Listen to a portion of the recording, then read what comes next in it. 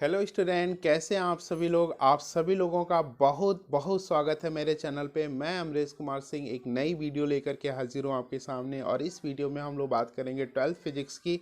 12th physics में इस समय हम एक सीरीज़ को आगे बढ़ा रहे हैं और उस सीरीज़ में हम बात कर रहे हैं how to read 12th physics. How to read 12th physics के इस सीरीज़ में हम चैप्टर वाइज इस समय इस सीरीज़ को आगे बढ़ा रहे हैं। और आज हम चैप्टर लेकर के आए हैं चैप्टर नंबर 10 वेव ऑप्टिक्स। तो चलिए इस वीडियो को आगे बढ़ाते हैं और ये देखते हैं कि इस चैप्टर को हम कैसे प्लानिंग करके अच्छे से समझ के पढ़ें।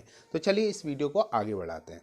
Dear student, how to read 12th physics में आज चैप्टर नंबर 10 वेव ऑप्टिक्स को हम कैसे पढ़ें उसकी प्लानिंग लेकर के आए हैं। तो चलिए समझते हैं वेव ऑप्टिक्स को हम कैसे पढ़ें। ये समझने के लिए सबसे पहले हमें जो है वेव ऑप्टिक्स की मीनिंग समझनी पड़ेगी कि वेव ऑप्टिक वर्ड कहाँ से लिया गया, अर्थात इस चैप्टर में क्या बताना चाहता है। ठीक है, इसके बगल में हमने लिखा है वेव नेचर ऑफ लाइट। इस चैप्टर में पूरे चैप्टर में लाइट के वेव नेचर की बात होगी।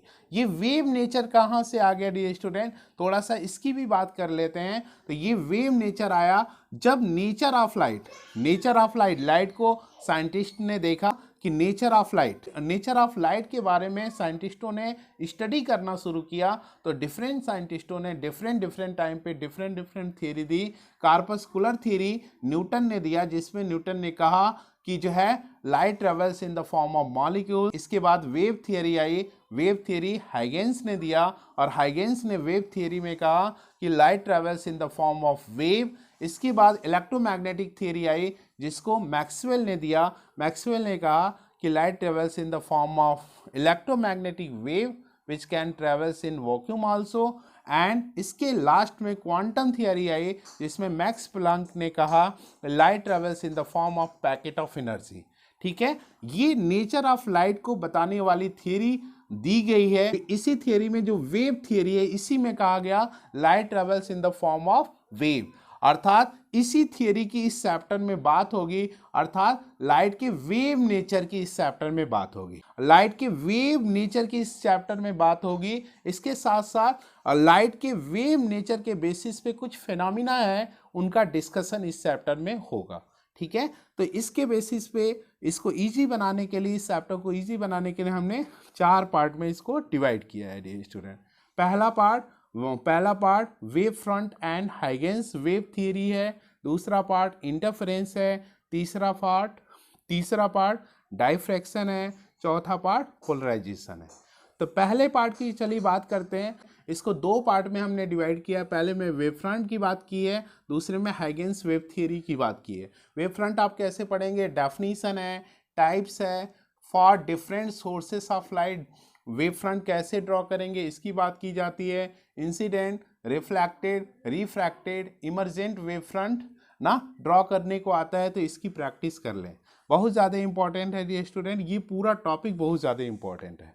दूसरा कैसे पढ़ेंगे, बी वाला पार्ट इसका थियरी, मतलब हाइगेंस वेव थियरी आप पढ़िए। एक्सप्लेनेशन ऑफ रिफ्लेक्शन, रिफ्रैक्शन, ये दोनों बहुत ज़्यादा इंपॉर्टेंट है। हाइगेंस वेव थियरी के बेसिस पे रिफ्लेक्शन और रिफ्रैक्शन का एक्सप्लेनेशन बहुत ज़्यादा इंपॉर्टेंट है, कई बार आपके एग्जाम में पूछा गया है, तो इसको जरूर तैयार कर लें।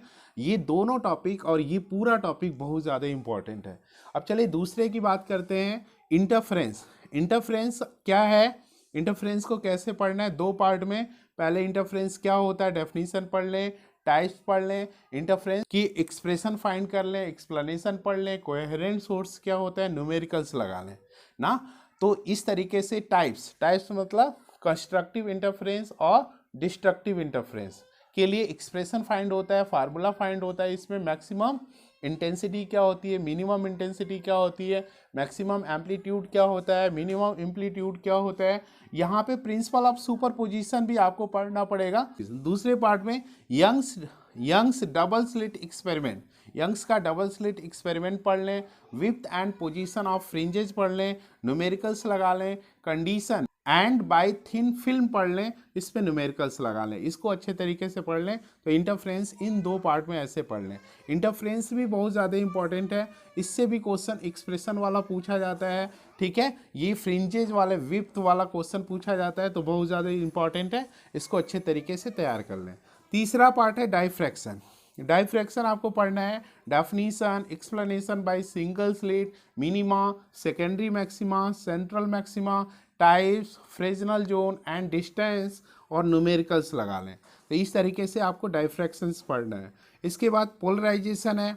पोलराइजेशन कैसे पढ़ना है, definition, it's terms, Brewster's angle and law, Malus law, numericals by scattering, Nicol prism, polarisation in detail. ठीक है डियर स्टूडेंट, तो चलिए एक बार जल्दी से दोहरा लेते हैं इसको। How to read 12th physics. आज हम चैप्टर लेकर के आए हैं 10 वेव ऑप्टिक्स। वेव ऑप्टिक्स में वेव थियरी ना, वेव थियरी की बात होगी, अर्थात नेचर ऑफ लाइट को बताने वाली वेव थियरी, जिसमें कहा गया light travels in the form of wave. Wave nature of light की बात होगी इस पूरे चैप्टर में, और इससे जुड़ी कुछ फेनोमिना की बात होगी। ठीक है, लाइट से जुड़ी कुछ फेनोमिना की बात होगी। इसको इजी बनाने और अच्छे तरीके से समझ के पढ़ने के लिए हमने 4 पार्ट में डिवाइड किया है।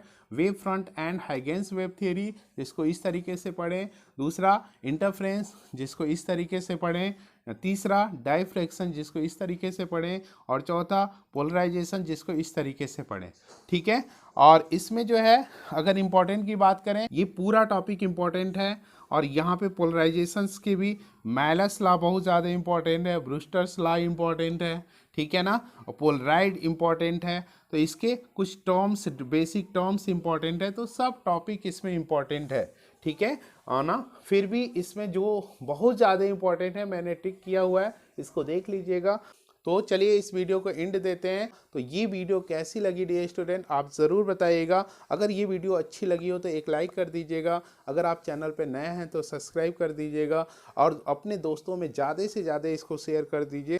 कहा भी जाता है कि कर भला तो हो भला। अगर आप दूसरे का भला करेंगे तभी आपका भी भला होगा। इसी शब्दों के साथ आपको दुआ देते हुए कि आपका दिन शुभ हो, आपका रात्रि शुभ हो, आपका फ्यूचर शुभ हो, आपको आपके फ्यूचर की ढेर सारी शुभकामनाएं। हम वीडियो को एंड देते हैं। Thank you for watching this video. जय हिंद।